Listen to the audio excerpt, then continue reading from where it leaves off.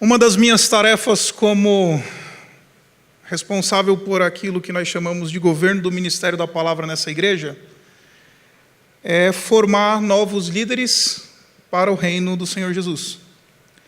E hoje nós vamos ouvir alguém que está num processo de formação e condução para o Ministério Pastoral, o Christopher. E a minha caminhada com o Christopher ela tem sido já de alguns anos. Antes dele chegar até a Urbana, eu fui professor do Christopher no seminário, onde ele se formou e fez o curso dele de graduação em teologia. E depois o tempo passou, o Christopher foi para o mercado de trabalho, foi trabalhar, foi resolver a vida, e depois veio o projeto da Urbana, o Christopher acabou vindo para cá. E o Christopher é alguém que tem demonstrado um coração vocacionado para o Ministério da Palavra e o Ministério Pastoral. E é nossa responsabilidade, não só minha, mas de todos os presbíteros dessa igreja, de conduzir esses irmãos nesse processo. E esse processo de condução envolve abrir o púlpito para que esses irmãos possam, então, usar o púlpito como também uma plataforma de desenvolvimento dos seus dons e dos seus talentos. Então, hoje à noite a gente vai ouvir o Christopher. Eu convidei ele no início do ano. Falei: Christopher, a gente vai ter uma série em Lucas, eu quero que você se prepare, porque você vai ser o responsável por fechar essa série. Então ele tem uma responsabilidade importante nas mãos, mas eu tenho certeza que ele vai dar conta do recado e nós vamos ser profundamente abençoados com a exposição e aplicação da palavra. Nós vamos orar e então nós vamos ouvir a palavra do Senhor. Pai, obrigado por esse tempo, obrigado porque o Senhor é bom e obrigado porque a gente tem a oportunidade de agora ouvir a Tua palavra. Pedimos que o Senhor sopre o Teu Espírito e abre o nosso entendimento, para que esse tempo seja mais do que somente um tempo esclarecedor para as nossas mentes, mas seja transformador do coração. E usa o Christopher, Pai, de maneira profunda, de maneira que ele possa ser Teu instrumento, a Tua voz, a Tua boca entre nós essa noite. E que por meio da exposição e da aplicação dessa palavra, o Teu povo seja edificado e que possamos ser confrontados no nosso pecado, que possamos ser confortados nas nossas mazelas. E que o Senhor nos ajude. Nós oramos assim, em nome do Senhor Jesus. Amém. Boa noite, meus irmãos. Boa noite. Bom, é um prazer enorme estar aqui. E espero que vocês sejam abençoados por Deus por esse texto da mesma maneira que eu fui. Então, a gente já começando, eu acredito que cada um aqui, principalmente a galera aqui, os irmãos que já cresceram na igreja, já ouviram esse texto sendo pregado várias e várias vezes. Mas, então, por que nós continuamos pregando esse texto?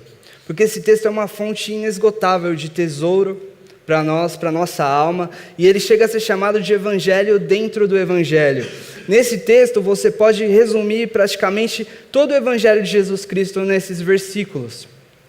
E, infelizmente, ao redor dos anos, e pelo menos as pregações que eu tenho visto, o foco ele é colocado sempre no filho mais novo. Tanto que, quando a gente vê essa passagem na Bíblia, geralmente está escrito a parábola do filho pródigo na sua Bíblia, não é mesmo?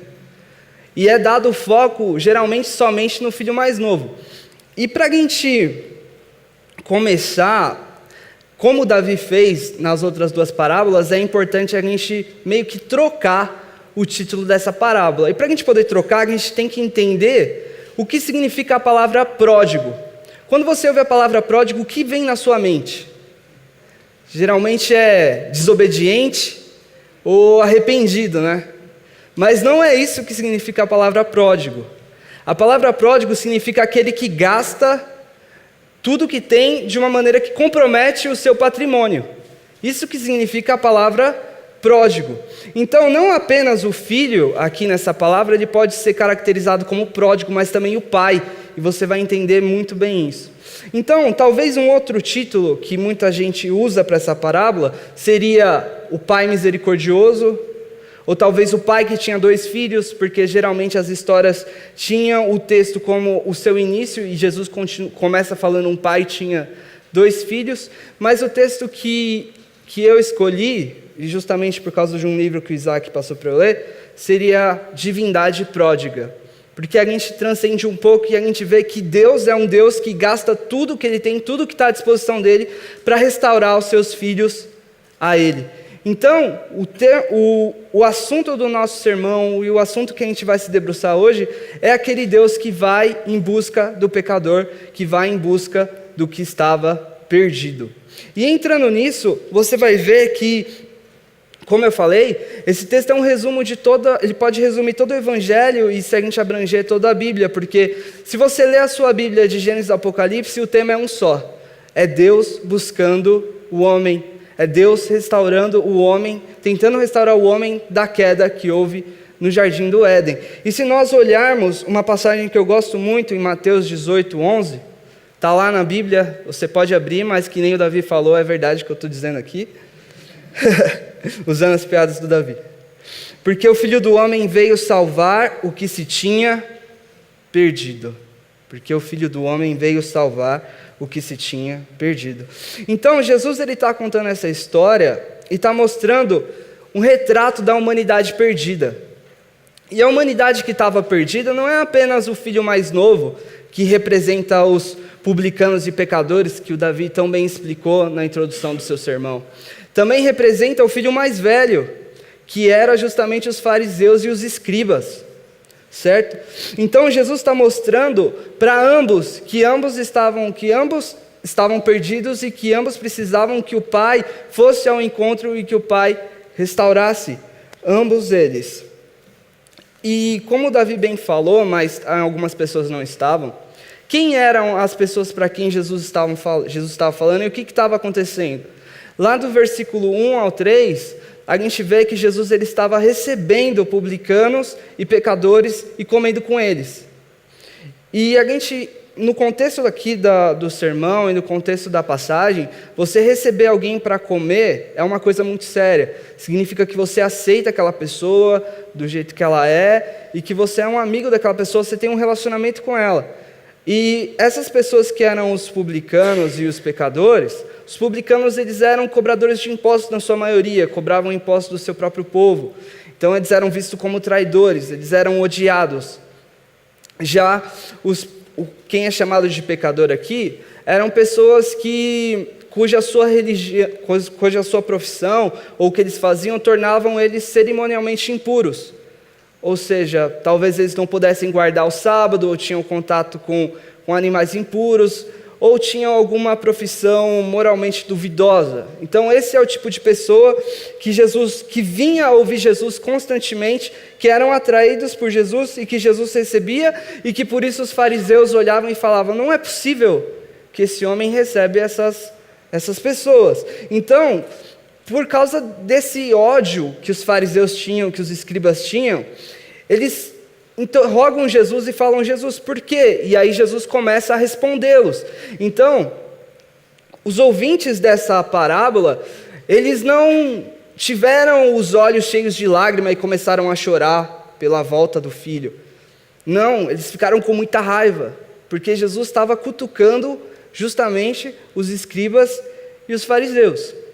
E algo que é muito interessante aqui também, que é importante para nós introduzirmos o nosso sermão, é que nós podemos colocar um paralelo do que está acontecendo no mundo hoje com esses dois tipos de personalidade do sermão, dos dois tipos de filhos. Nós temos primeiro o filho mais novo, que é um filho que não se limita às regras morais do seu pai, da sua família, do lugar onde nasceu, e ele quer ter a vida dele, ele não quer ser restringido, ele quer viver da maneira com que ele pensa que ele deve viver, e ele não quer dar satisfação para ninguém, ele pouco se importa com o que as pessoas acham dele. E nós temos uma corrente de pessoas que pensam assim, a maioria delas progressistas ou seculares, que não se importam com alguma moral que seja colocado por uma sociedade. E do outro lado, nós temos o outro filho, que era mais, vamos dizer, conservador, que se importava mais com o que as pessoas achavam, com a moral. Então nós, da mesma forma com que esses dois filhos pensavam diferentes, e hoje a gente olha para o Brasil principalmente, a gente vê esses dois tipos de pessoas bem claramente. Então, Jesus está querendo mostrar, principalmente, que esses dois tipos de pessoas precisam dele da mesma maneira. Como os dois filhos precisavam que o pai fosse ao encontro, da mesma forma, tanto o conservador quanto o progressista ou secular precisa de Cristo. E talvez nesse meio termo você fala, mas eu não me encaixo nem em um nem no outro. Mas talvez você tenha uma medida de uma medida no outro, e por aí vai, e você vai se encontrar nesse sermão, eu tenho certeza. Então, em primeiro lugar, a gente vai tratar como Deus, e como o pai que representa Deus, reconcilia o irmão mais novo, e depois o irmão mais velho, e por último nós vamos falar de uma figura que Jesus deixou oculta de propósito na parábola, que seria a figura do conciliador. Então, vamos começar para a gente não perder tempo. A conciliação de Deus para aqueles que estão de fora, a reconciliação de Deus. E então, quero pedir para que você leia de novo o verso 12. E aí a gente vai perceber um pouquinho, a gente vai começar a trabalhar qual era o estado do irmão mais novo, do pródigo. Que diz assim: o mais novo disse ao seu pai: Pai, quero a minha parte da herança. E assim ele repartiu a sua propriedade entre eles. Meus irmãos, talvez você leia isso e você não consiga entender a profundidade do que está acontecendo aqui. E eu quero te ajudar a chegar um pouquinho mais perto disso. Em primeiro lugar, não existia lei ou costume nenhum que chegasse perto disso. De um pai, enquanto tivesse saúde, enquanto estivesse bem, dar parte da propriedade para o seu filho. Nada chegava perto disso. Você não vai encontrar na Bíblia nada disso. A única coisa que talvez chegue um pouquinho perto do que está acontecendo aqui, é uma passagem da Mishnah. E o que é a Mishnah? A Mishnah, ela é um conjunto escrito das tradições orais do povo judeu. E eu vou ler para você e você vai achar muito, muito interessante, que diz assim, se alguém cede a sua propriedade a seus filhos por escrito, precisa escrever: desde hoje, depois da minha morte, se alguém cede os seus bens por escrito ao seu filho, para que se torne dele, depois da sua morte, o pai não pode vendê-la, visto que ela já está transferida para o seu filho, e o filho não pode vendê-la, porque está sob o controle do pai. O pai pode colher, fazê-la produzir e alimentar dela a quem queira, mas o que ele deixar colhido pertence aos seus herdeiros. E aí tem um outro conjunto de escritos dos judeus, chamado Talmud, que é onde eram registradas as discussões dos rabis na época, que ele traz um pouquinho de luz sobre esse texto da Mishnah, e ele diz que acontecia isso quando um pai tinha um segundo casamento e ele queria proteger a herança dos filhos do primeiro casamento. Mas em nenhum lugar aqui nós vemos o pai ser pressionado ou constrangido por nenhum dos filhos, era algo espontâneo. Então, o que a gente vê aqui é algo inimaginável para a cultura daquelas pessoas. Elas vinham aqui, o que esse pai, duvido que ele vai dar a herança, porque era algo totalmente inapropriado para aquela época. E como a gente viu aqui, o pai da herança não significa que o filho podia vendê-la. Por quê? Porque a herança era o sustento do pai, a vida dele dependia daquilo. E o filho, além de ele pegar a herança para ele quer o direito de vender a herança. E a palavra que ela é usada para herança aqui, pessoal, é uma palavra que traz uma luz para a gente. Porque a palavra do grego aqui para herança é uma palavra bios, que significa vida. Existem outras palavras que podiam tratar do capital, nesse caso, mas não foram usadas. Jesus quis usar a palavra bios. Então, isso aqui dá a entender que o filho estava pedindo para o pai que ele se desse uma parte da vida dele. E para a gente entender um pouquinho isso, na nossa cultura urbanizada, para a gente voltar um pouquinho e conseguir entender, é mais ou menos assim. Para um judeu daquela época, a terra que ele tinha, que era passada de geração em geração, era como se fosse parte da vida dele. Era parte da vida dele, fazia parte dele, era a identidade dele na sua aldeia e tudo mais. Então, para ele vender aquilo, era algo que era muito custoso para ele. Um exemplo disso, se vocês lembrarem, quem lembra aqui da passagem da vinha de Nabote? Então, Acabe queria...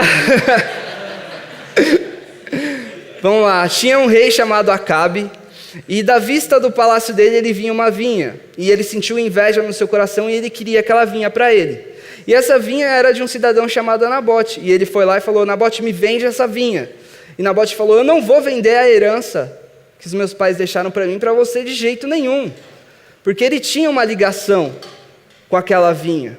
Era importante para ele. E aí, entra a Jezabel na jogada, a esposa de Acabe, acusa Nabote injustamente, ele é morto e Acabe toma posse da vinha. E aí vem o profeta e fala para Acabe que o que ele fez foi errado, e aí tem um monte de consequências ruins para Acabe, mas isso ilustra um pouquinho para a gente o que está acontecendo aqui.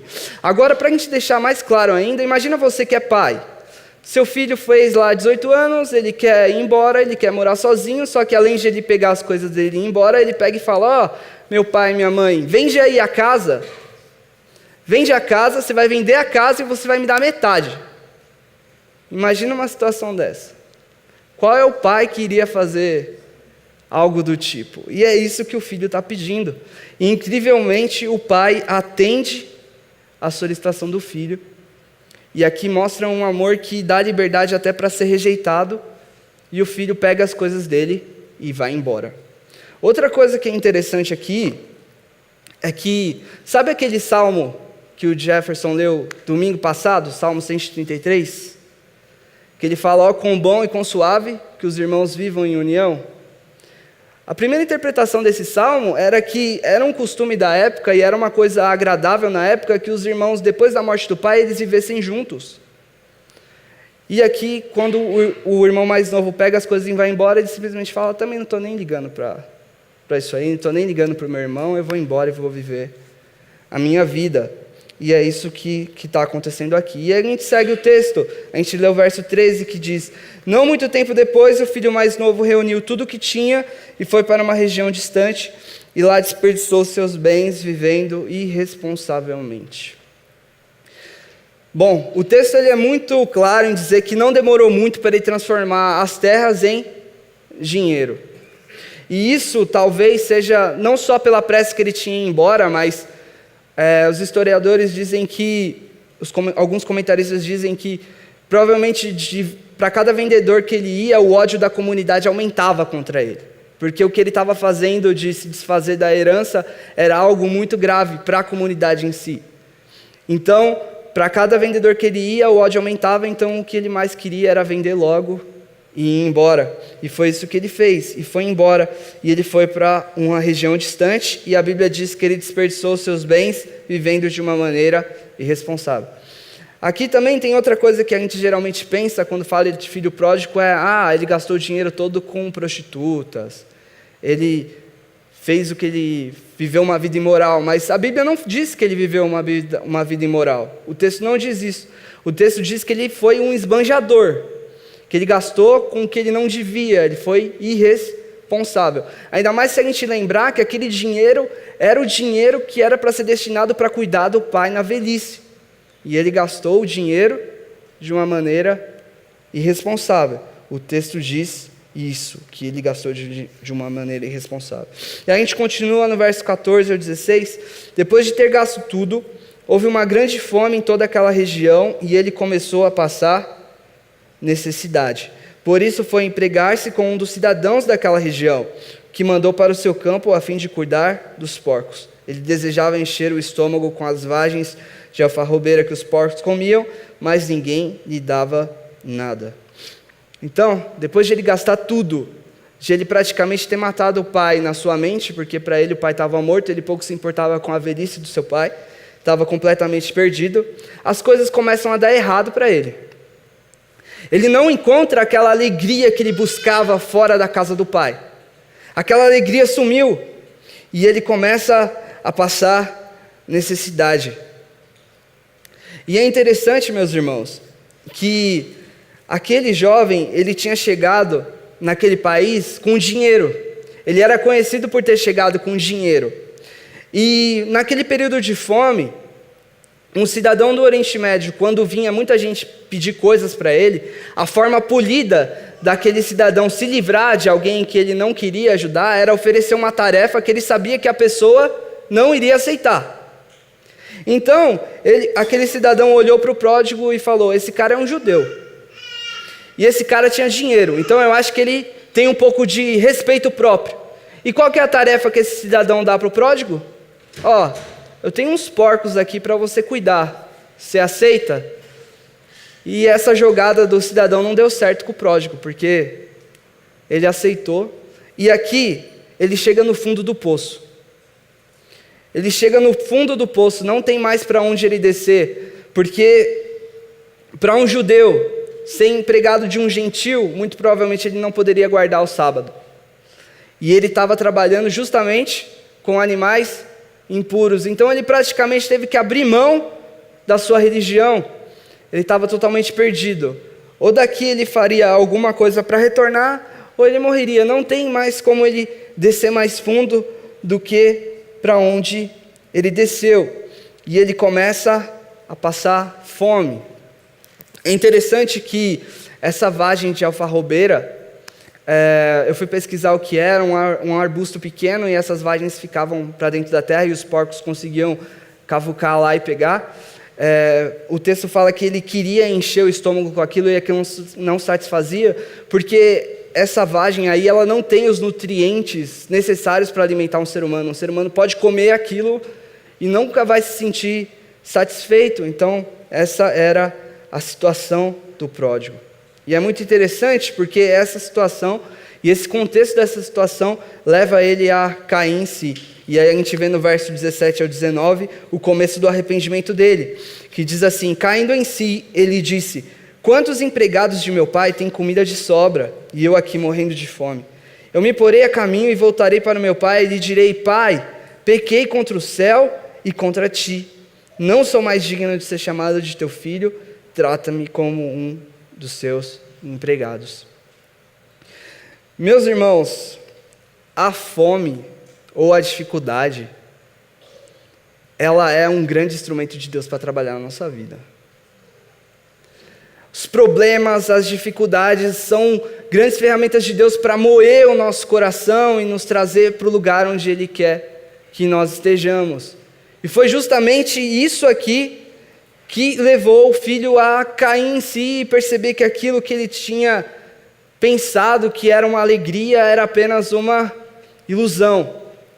Então, a situação difícil é um grande catalisador para que nós mudamos de atitude, mas, ao meu ver, por mais que a fome tenha sido um motivador para o filho, ela não é um fator totalmente determinante, porque se ele estava passando fome em um lugar, ele poderia ter ido para outro, mas como a gente vê na confissão dele, ele é bem claro e ele diz que ele queria ter o relacionamento com o pai dele restaurado, porque ele fala: eu vou voltar para o meu pai. Ele estava querendo: eu vou voltar para o meu pai. Ele podia ter ido para qualquer outro lugar para tentar resolver o problema dele, tentar reconstruir a vida dele talvez em um outro país, mas ele queria realmente voltar para o pai.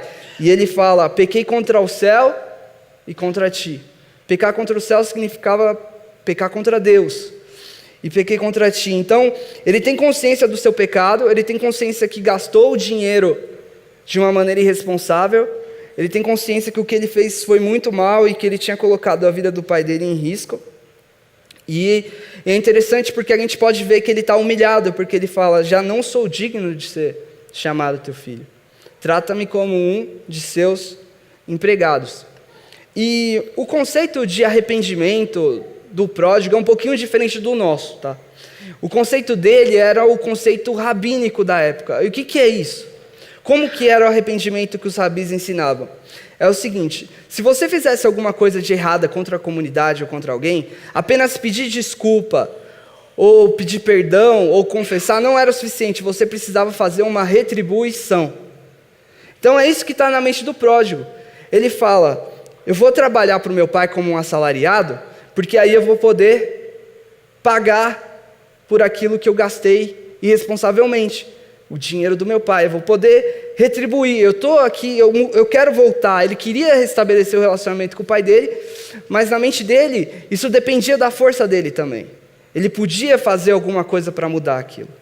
E isso é interessante porque quando você pensa nos relacionamentos do filho, a gente traz um pouco mais de luz para ele. Quais os 3 principais relacionamentos dele? Primeiro, com o pai dele, que está cortado por quê? Porque ele gastou todo o dinheiro da sua herança, o dinheiro que era para cuidar do seu pai. O segundo era o relacionamento com o irmão. E o terceiro, o relacionamento com a comunidade em si. Então, o plano do pródigo ia funcionar bem, porque na mente dele, ele ia conseguir restaurar o relacionamento com o pai, porque ele ia pagar a dívida. Em segundo lugar, ele não ia comer do dinheiro do irmão dele, porque tudo da herança que sobrou é do irmão. A gente vê que agora é tudo do irmão. Por mais que esteja no controle do pai, o que está lá é do irmão. O que sobrar da colheita é do irmão. Então, se ele voltar para a casa do pai, ele está comendo às custas do irmão dele. E a gente não tem ideia mais ou menos de como era o relacionamento dele com o seu irmão e como seria para restaurar. E a gente vê no texto que o irmão dele era uma pessoa difícil. Em terceiro lugar, uma coisa que o plano dele não daria para ele evitar é o que ele ia passar quando voltasse para a comunidade. Naquela época tinha um costume no século I que chamava queçaça. Eu não sei se esse é o jeito certo de falar, mas quando alguém perdia a sua herança para um gentil, a aldeia toda se reunia, quebrava vasos, e quando o mundo começava a gritar e a humilhar aquela pessoa e dizer, essa pessoa foi cortada da sua herança. Então, quando ele voltasse e ele entrasse na aldeia e a aldeia descobrisse que ele tinha perdido a sua herança, ele ia passar por um mau bocado. Ele ia ser humilhado, ele ia ser zombado, ele ia ser xingado e talvez até fisicamente agredido. Era isso que esperava ele. Mas isso não segurou o irmão mais novo. E aí a gente lê que ele começa a voltar no verso 20, que diz: a seguir levantou-se e foi para seu pai. Estando ainda longe, seu pai o viu e, cheio de compaixão, correu para seu filho, o abraçou e o beijou. E o filho lhe disse: pai, pequei contra o céu e contra ti. Não sou mais digno de ser chamado teu filho. Mas o pai disse aos seus servos: depressa, tragam a melhor roupa e vistam nele. Coloquem um anel em seu dedo, calçados em seus pés. Tragam um novilho gordo e matem-no. Vamos fazer uma festa e comemorar, pois este meu filho estava morto e voltou à vida. Estava perdido e foi achado, e começaram a festejar. Aqui o holofote do texto muda do filho para o pai. E a gente pode ver uma série de ações calculadas pelo pai para restaurar o seu filho. Ele sabe que quando o filho voltasse, ele ia ter que passar por aquela humilhação que eu acabei de falar para vocês. Então o que ele faz? Ele corre. Assim que ele vê o filho, ele corre. E isso tem uma importância muito grande, porque um dono de uma propriedade, naquela época, ele não corria. Correr era coisa de criança, era humilhante correr. Então o fato de ele correr faz chamar a atenção de todo mundo ia olhar e falar, nossa, por que ele está correndo? Era uma coisa totalmente diferente.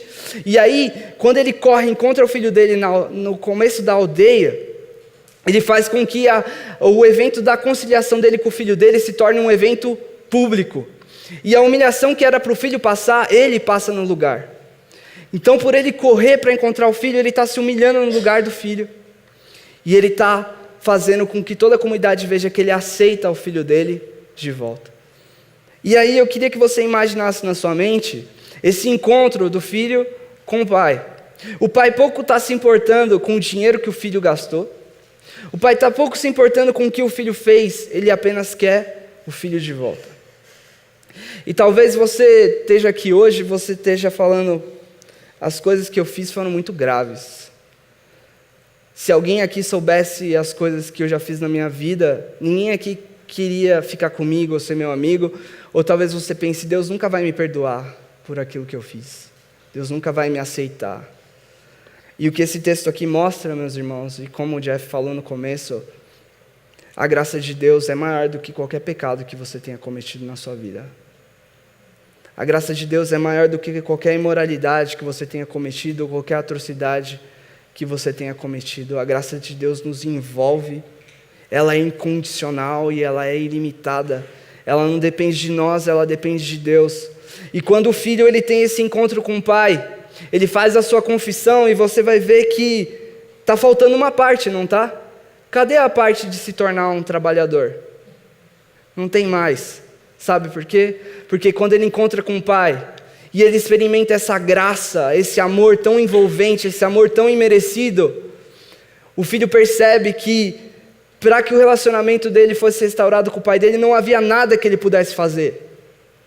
Por mais que ele recuperasse todo o dinheiro, aquilo que ele fez não dependia dele, o perdão dependia totalmente do pai. E ele percebe que o pai perdoa, que o pai dá graça, e que ele não foi feito para ser um trabalhador, porque o pai queria ele como um filho.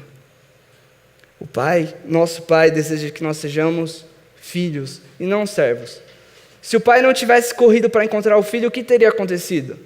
Provavelmente ele teria mais um servo. Mas o nosso Deus, Ele quer ter filhos, não apenas servos.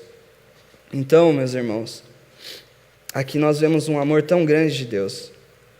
E alguns pontos que nós temos, que a gente pode trazer para a nossa vida é, em primeiro lugar, a alegria longe de Deus não passa de uma ilusão. Você pode pensar, se eu for para tal lugar eu vou ser feliz, se eu fizer tal coisa eu vou ser feliz. Qualquer coisa longe de Deus, não existe alegria longe de Deus, é apenas uma ilusão. Segundo lugar, Deus faz uso das situações difíceis da nossa vida para nos levar ao arrependimento. E talvez você possa estar passando por uma situação dessa. Quem sabe Deus não está querendo moldar o seu coração, trazer você para algum outro ponto.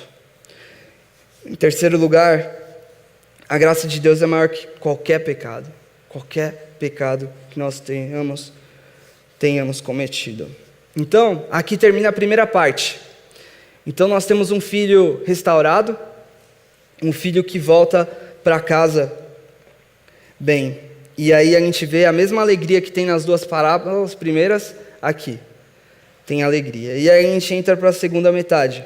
A gente vai tratar agora da reconciliação de Deus para com os filhos mais velhos. E aí a gente vai começar a ler e a gente vai ver o estado de perdição do filho mais velho. E eu não sei quanto a você, mas muitas vezes eu vi essa história e eu li, e eu imaginava que o filho mais velho tinha razão, que o que ele estava fazendo era justo.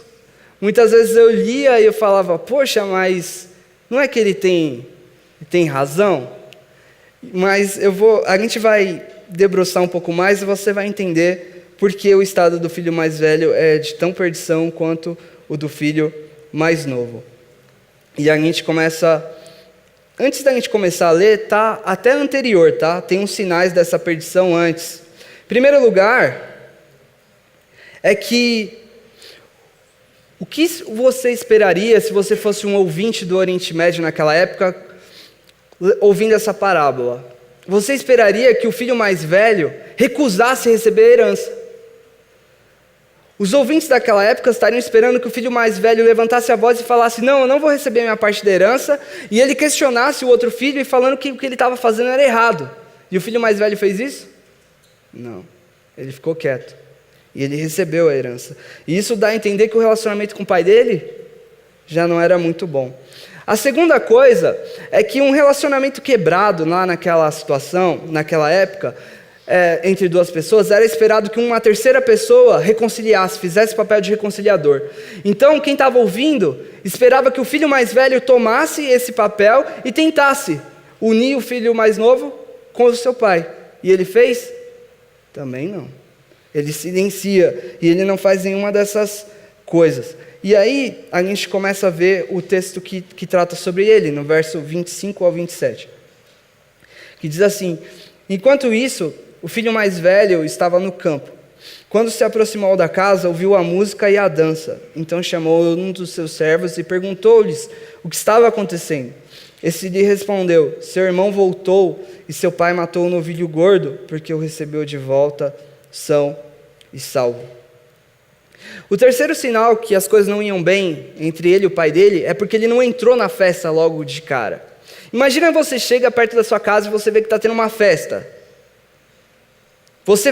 Uma pessoa que tem um relacionamento sadio com a sua família vai entrar de uma vez, vai falar, não importa o que eles estão comemorando, eu vou comemorar junto.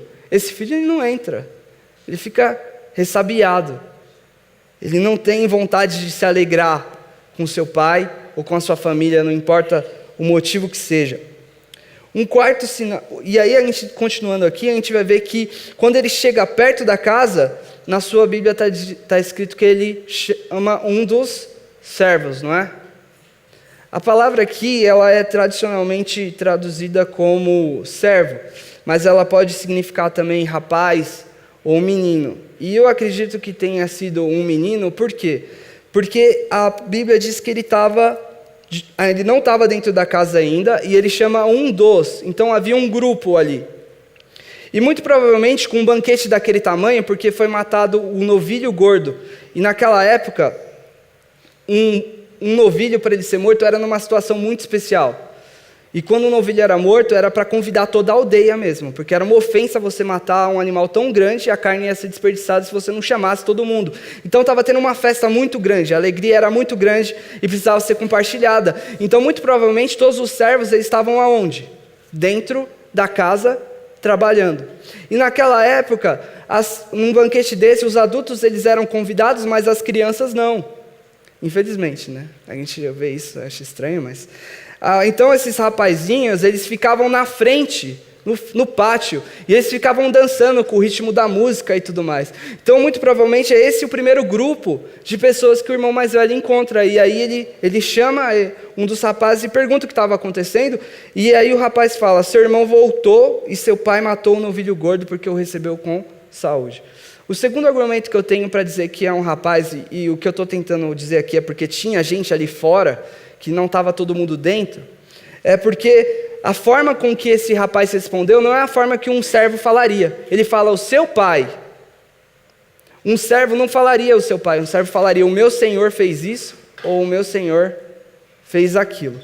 Então, a gente levando em consideração que é um menino, que havia um grupo ali na frente, um grupo grande, vai trazer uma luz no que eu quero falar um pouquinho mais abaixo. Então, logo em seguida, assim que ele faz as perguntas e o tempo verbal usado aqui é um imperfeito, então quer dizer que ele ficou perguntando, ele não só perguntou, ele fez mais de uma pergunta, muito provavelmente ele ficou perguntando se o filho voltou rico ou pobre. Logo depois que ele se inteira da situação, ele resolve não entrar mesmo na casa.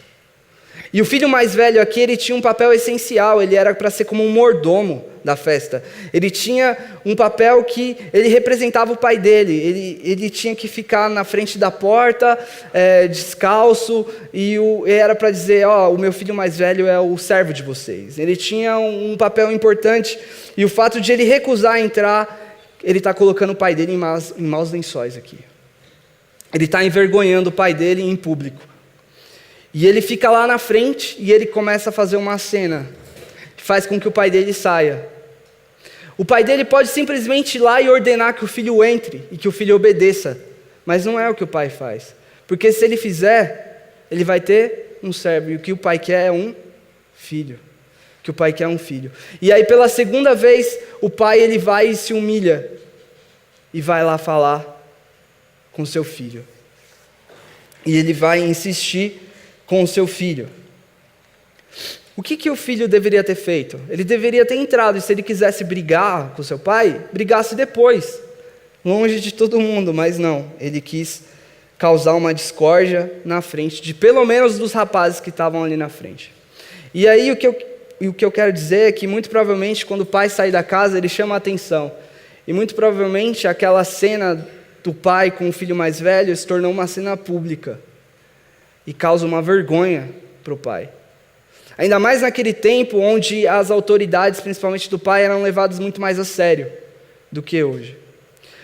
Outro exemplo bíblico de nós temos de uma situação assim, era do rei Assuero e da rainha Vasti. Esse aí vocês conhecem, né? Teve até minissérie na TV.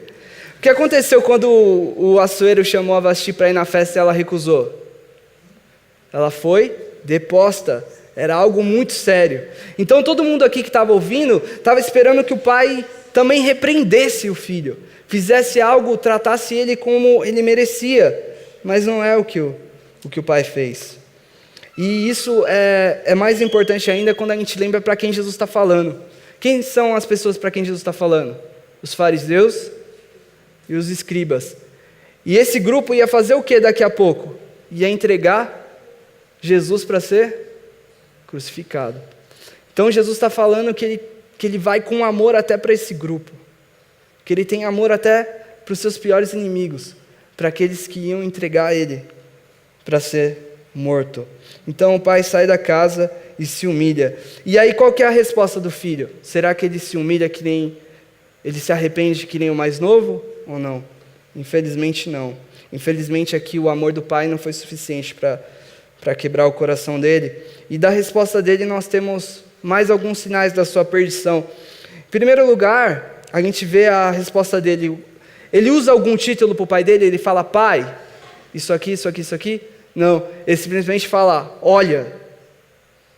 E em toda a parábola você vai ver que está sendo usado títulos. E ele simplesmente não usa título nenhum para se dirigir para o pai dele. E aquilo em público. Isso é tão sério, meus irmãos, que seria hoje em dia mais ou menos como você falar mal do seu pai no Twitter ou no Facebook.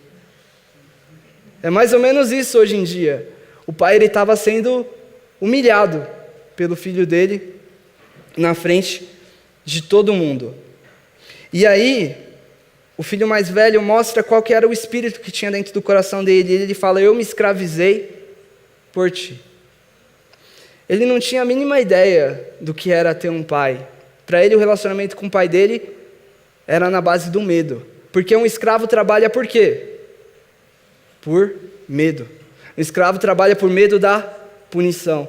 Então, todas as coisas boas que o filho fazia, qual era a motivação dele? Ou medo. Ou tentar controlar o pai de alguma maneira. Não era amor. A única chance que a gente vê que ele teve para agradar o pai, que é quando o pai pede para ele entrar na festa, ele faz? Não. A chance que ele tem de alegrar o pai, ele não faz. Então, o objetivo dele nunca foi a alegria do pai. Ele ficou na casa, mas ele ficou tão perdido quanto estivesse fora. E até a intenção das coisas que ele fazia não era bom. E aí ele pega e fala, nunca desobedeci às suas ordens. Ele acabou de fazer o pai passar uma grande vergonha, e ele tem a cara de pau de falar, eu nunca te desobedeci. E esse é realmente o espírito dos fariseus, o espírito dos 99 que não precisa de arrependimento. E Jesus está mostrando aqui que esses 99 justos que não precisam de arrependimento, na verdade não existe, que nem o Davi falou. Porque por mais que ele tivesse cumprido todos os mandamentos, o que é impossível, nesse exato momento ele estava quebrando o mandamento do amor, ao desrespeitar o pai dele. E aí ele fala, você nunca me deu um cabrito que seja, me dá um cabrito que eu vou me alegrar com os meus amigos. E é interessante porque ele fala que a alegria dele está com os amigos. O pai e o irmão não fazem parte da alegria dele. Um irmão voltar dos mortos, para ele não é motivo dele se alegrar. Não é o suficiente. Então ele está mostrando que o pai dele e o irmão dele não fazem parte da família. E aí isso está interessante também, porque ele fala, esse seu filho. Ele não fala, o meu irmão, nem nada do tipo. Ele se exclui da família, ele se acha superior ao irmão. E ele tem o coração dessa maneira. E aí como o pai reage, depois de ser humilhado, de ser difamado, de ver o filho distorcendo as coisas, na maneira que o filho não usa nenhum título para o pai responde usando um título bem afetuoso para falar filho. Ele usa uma palavra especial para mostrar o afeto dele. Ele fala, filho, tudo o que eu tenho é seu.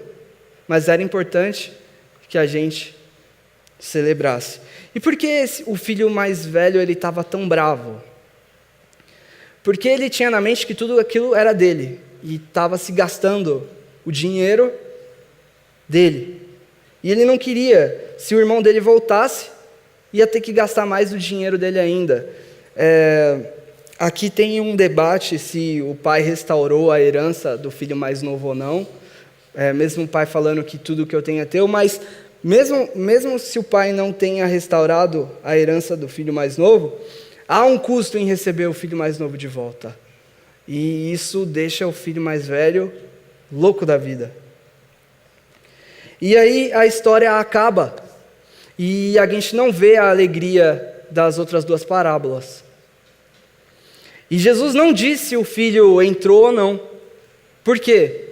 Porque ele está falando com os fariseus e ele está fazendo um convite aqui. Então, vocês vão aqui, vão entrar e vão entrar na festa comigo e com os pecadores, ou vocês vão ficar do lado de fora? Os ouvintes estão ouvindo e eles estão se perguntando, será que a família vai ser reunida? Será que vai ter a alegria ou não? E meus irmãos, muitas vezes a gente lê essa parábola e a gente se coloca no lugar do filho mais novo, né? A gente pega talvez uma fase da nossa vida, que a gente ficou um pouco longe de Deus, e a gente se coloca no filho mais novo. Mas talvez o que mais retrate a gente, principalmente aqueles que cresceram na igreja, é o filho mais velho. Ambos eles eram muito parecidos, porque ambos estavam mais interessados nos bens do pai e não no pai. Um deu vazão para suas paixões, foi embora, pegou os bens e foi embora. O outro, ele queria os bens do pai, mas ele fazia isso obedecendo todas as regras, e assim ele queria controlar o seu pai. Então, ele obedecendo tudo, o pai tinha que dar para ele o cabrito. O pai tinha que fazer as coisas por ele, porque senão não era justo. E meus irmãos, muitas vezes a gente faz isso, sabia? A gente obedece às leis de Deus, não para agradar a Deus, e não por amor a Deus, mas para Deus responder às nossas orações. Então, a gente chega para Deus e fala, Deus, eu sempre vou na igreja. Deus, eu nunca fiz isso, eu nunca fiz aquilo. E por que isso aqui está acontecendo na minha vida? E a gente tenta controlar Deus. A gente tenta fazer com que Deus faça as coisas que a gente quer que Ele faça porque a gente é bom. Porque a gente nunca errou. Porque a gente nunca saiu da igreja. Ou porque a gente nunca adulterou, a gente nunca roubou, ou coisa do tipo. E esse é o espírito que está no filho mais velho. O filho mais velho não precisa de um salvador, porque aos olhos dele ele é bom o suficiente. E muitas vezes, meus irmãos, a gente não dá espaço para Cristo ser salvador na nossa vida, porque a gente se acha bom o suficiente. A gente quer ter o controle de Deus, fazendo as coisas que a gente acha que é certo, cumprindo a lei, e aí Deus é obrigado a fazer as coisas para a gente, mas nesse momento, você só está interessado num ticket para ir para o céu e você não precisa de um salvador, porque você é bom o suficiente aos seus olhos, e não tem espaço para Cristo. Não tem espaço para Jesus. E isso é muito interessante, porque Jesus está mostrando que mesmo alguém que cumprisse toda a letra da lei, podia estar separado de Deus. Por quê? Porque Jesus está mostrando que o que importa é a motivação. Que você pode fazer as melhores coisas possíveis e estar pecando nesse exato momento. É possível você estar alimentando uma criança pobre e estar pecando nesse exato momento, se a sua motivação não for a correta. Você pode viver a sua vida toda na igreja e passar a sua eternidade no inferno, porque você estava perdido dentro da casa do Pai, como o fariseu estava. E um dos sinais disso que talvez você pode enxergar na sua vida é a raiva, quando as coisas não acontecem como você estava querendo que acontecesse. Ou você fica totalmente indignado com Deus quando chega uma doença na sua vida ou de algum familiar seu e as coisas saem do seu controle. E Deus não age como você gostaria que Ele agisse. E Deus não cura a enfermidade. E vem aquela raiva em você. Talvez esse seja um sinal de filho mais velho em você. Um sentimento de superioridade que o filho mais velho tinha. Ele se achava muito melhor que o filho mais novo. E quando a gente tem esse sentimento, talvez por a gente ser uma igreja que tem uma doutrina A ou uma doutrina B, ou pelas músicas que tocam na nossa igreja, ou por a gente ser de um tipo ou do outro, qualquer tipo de sentimento de superioridade é um sinal de coração de filho mais velho na gente. Em terceiro lugar, dificuldade de perdoar, porque o filho mais velho ele se acha melhor, então quando alguém erra contra ele, tem uma dificuldade enorme de perdoar. Porque ele não se sente totalmente seguro na graça de Deus. Então ele tem uma dificuldade muito grande de perdoar. A gente tem que analisar o nosso próprio coração. Em quarto lugar, esse espírito de servo, o espírito de escravo que havia no filho mais velho. Aí eu convido você a analisar o motivo que você veio aqui hoje. Por que você veio para a igreja hoje no feriado? Por quê? É porque você queria prestar um culto a Deus, adorar a Deus, ou foi algum outro motivo? Analisa você mesmo. Qual é o motivo que leva você a servir a Deus, a fazer as coisas que Deus quer que você faça? É por amor a Ele ou por medo? E isso a gente tem que analisar o nosso coração, porque a gente é carne e a gente pode cair nisso. Um outro motivo é a falta de segurança. O filho, ele fala: você nunca me deu um cabrito, sendo que você deu um bezerro para ele. Ele não tem segurança no amor do pai dele. Por quê? Porque ele baseia o amor do pai dele nele mesmo, nas coisas que ele faz. Então ele nunca vai saber se ele fez o bastante. Da mesma maneira, uma pessoa que tenta conseguir a graça de Deus, não a graça de Deus, a aprovação de Deus pelas coisas que ele faz, ele nunca vai saber se ele fez bem o bastante. E ele nunca vai ter segurança. Então, talvez você não tenha segurança na sua salvação, que se quando você fechar os seus olhos aqui, você vai estar com Deus, talvez seja um sinal que você ainda não entendeu a graça como ela é, que ela é ilimitada, que ela é incondicional para as nossas vidas, que ela não é baseada naquilo que nós fazemos, mas naquilo que Jesus fez. E em último lugar, um sinal de um espírito de irmão mais velho em nós é a nossa vida de oração. E aqui é muito interessante porque o Keller, ele fala que você mede isso da seguinte maneira: a maneira que você falaria com o seu sócio, com um colega de trabalho, a maneira que você falaria com um amigo e a maneira que você falaria com a pessoa pela qual você está apaixonado. Você fala diferente com cada uma dessas pessoas, não é mesmo? Talvez com o seu sócio ou com o seu patrão, você tenha uma conversa mais direta. Então é preto no branco. Com o seu amigo, talvez você chegue até a confessar coisas para ele, abrir o seu coração para ele.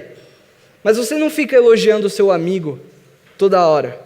Mas com a pessoa que você está apaixonada, como que é a conversa?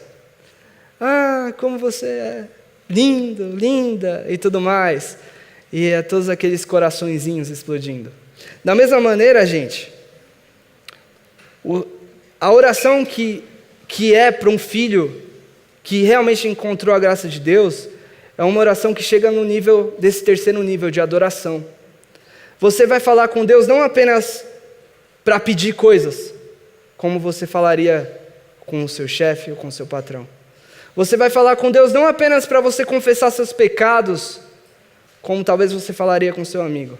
Você vai falar com Deus porque você o ama, porque você quer adorar Ele, porque o seu coração o deseja. Então, talvez esse seja um bom termômetro também, para que você possa ver como está o seu coração, se encaixa no primeiro filho, no segundo filho. E em último lugar, para a gente terminar, a figura que ficou faltando nessa parábola, a figura do conciliador, que talvez o filho mais velho teria que ter feito e não fez, que é a figura do pastor que foi atrás da ovelha.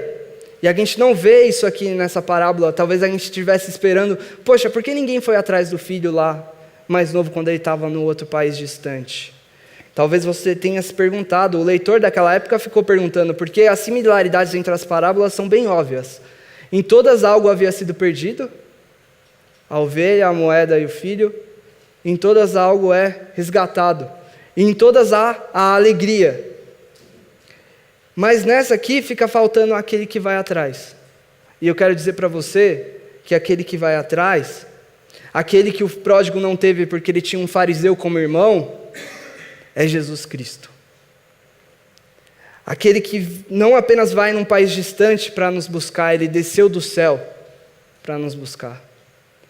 Aquele que se despiu e foi humilhado e foi crucificado nu para que nós pudéssemos ser vestidos com as suas vestes.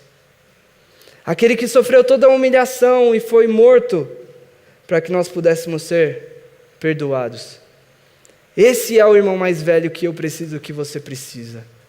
E não importa a situação que você esteja, talvez você está aqui se pensando como o irmão mais novo, longe do pai, totalmente morto nos seus pecados, ou talvez você está aqui e você se encaixou na figura do segundo irmão. Eu quero dizer para você que, da mesma forma que o pai ele foi e encontrou o filho mais novo, ele foi e encontrou o filho mais velho. Há graça para os dois. E há graça para você hoje. Há graça de Deus para você hoje. Você pode sair daqui com o coração transbordante, cheio de alegria por estar perto do Pai. E Jesus é o irmão mais velho que vai atrás de você. E Ele está disposto, Ele está aqui. E Ele está pronto para trabalhar no seu coração hoje, para que você possa experimentar esse amor e que você possa se alegrar nesse banquete, para que naquele dia você esteja sentado no banquete do Cordeiro no céu.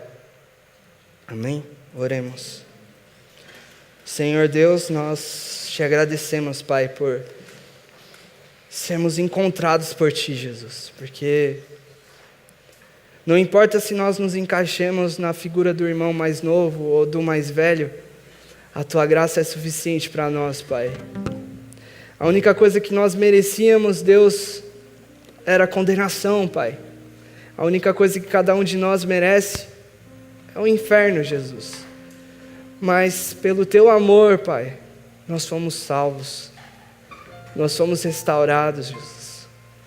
Nós Te agradecemos por isso. Pai, nesse momento eu quero orar, Senhor, por aqueles que estão distantes de Ti.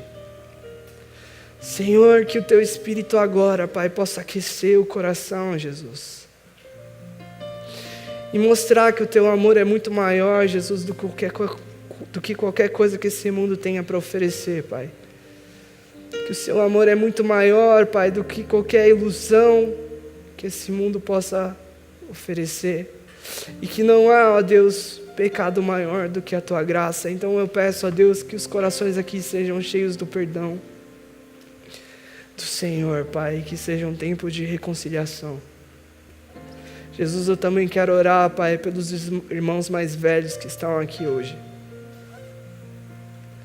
Ah, Deus, abre o coração, Pai, para que possam perceber que precisam de Ti, do Teu perdão, da mesma maneira que o filho mais novo precisa, Jesus. Deus, eu clamo ao Senhor, Pai, para que ninguém saia daqui hoje separado do Senhor, Pai. Que ninguém passe por essa porta, Pai, sem experimentar da Sua graça. Que todos nós, Deus, possamos nos assentar na Sua mesa, Pai, com alegria, comemorando o fato da Tua graça, Pai, e o Teu perdão sobre nós. Nós Te agradecemos, Jesus, e oramos em Teu nome. Amém.